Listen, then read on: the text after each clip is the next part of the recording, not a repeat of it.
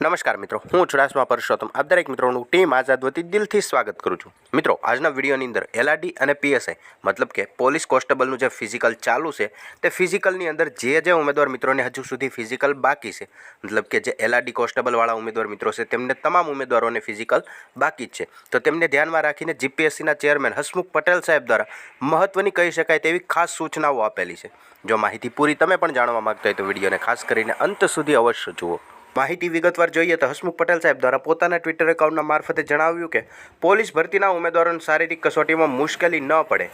તેઓ સારી રીતે દોડીને સફળ થાય તે માટે દોડ પૂર્વે ચા તથા કોફી અથવા તો સાકરવાળું જે પ્રવાહી મળી રહે તેવી વ્યવસ્થા ઉમેદવારોને પૂરી પાડવા માટે સ્વૈચ્છિક સંસ્થાઓને વિનંતી છે। જ્યાં મિત્રો ચા કોફી અથવા તો સાકરવાળું પાણી તમને મળી રહે, ગ્રાઉન્ડ ઉપર જ્યાંનો સ્ટાફ હોય ત્યાંથી તમને એવું મળી રહે તેવી અમુક સ્વૈચ્છિક સંસ્થાઓને વિનંતી કરે છે। ત્યારબાદ મહત્ત્વની આગળની વાત જોઈએ તો ગાંધીનગર પોલીસ મુખ્ય મથક ખાતે જે શારીરિક કસોટી આપતી દીકરીઓ છે તેમના માટે નાસ્તાની વ્યવસ્થા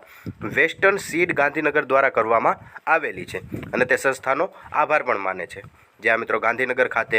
જે મહિલા ઉમેદવારોનું ગ્રાઉન્ડ છે ત્યાં પણ નાસ્તાની વ્યવસ્થાઓ કરવામાં આવેલી છે। ત્યારબાદ જૂનાગઢ ગ્રાઉન્ડની વાત કરીએ તો જૂનાગઢમાં શારીરિક કસોટી માટે જે ઉમેદવાર મિત્રો આવે છે તે ગઈ ભરતીની જેમ આ વખતે પણ પ્રાણદાસ બાપા ગોદડિયા રામવાડી અન્ન ક્ષેત્ર ટ્રસ્ટ જૂનાગઢ તથા વેસ્ટર્ન સીડ ગાંધીનગર દ્વારા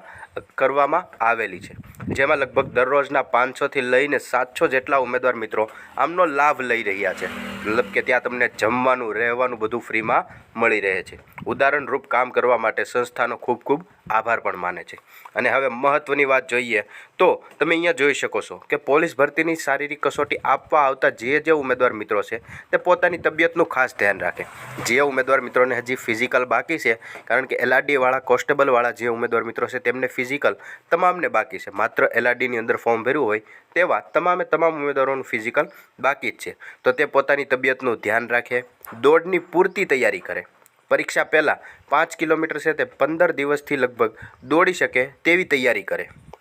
ખોટા ઉજાગરા ન કરે,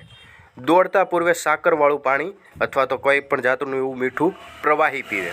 તરસ્યા ન દોડે, પાણી છે તો થોડું માપમાં પીવે, કારણ કે વધુ પડતું પાણી પીને પણ ન દોડી શકાય, પેટમાં પાણી વાગતું હોય છે। આવી રીતે જે ઉમેદવાર મિત્રોને ફિઝિકલ બાકી છે તેમને ધ્યાનમાં રાખીને ગુજરાત ગૌણ સેવક પસંદગી મંડળ જીપીએસસીના